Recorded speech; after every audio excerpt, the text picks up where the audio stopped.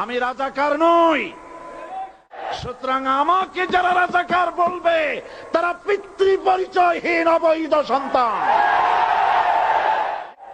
আমাকে রাজাকার বলে জনগণ থেকে বিচ্ছিন্ন করবা, জনগণ থেকে আমারে বিচ্ছিন্ন করা যাবে না।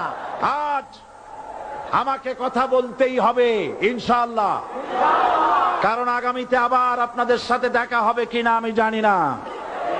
কথা বলতেই হবে।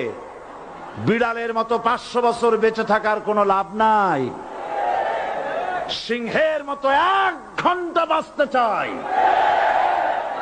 আমি দেখতে পাচ্ছি বাংলাদেশের ভাগ্য আকাশে উত্তর গগনে কালো মেঘ জমা হয়েছে। ঝড়ের পূর্বাভাস লক্ষ্য করছি। যদি মোকাবেলা করতে না পারেন সক্ষম ভাবে, এমন অন্ধকার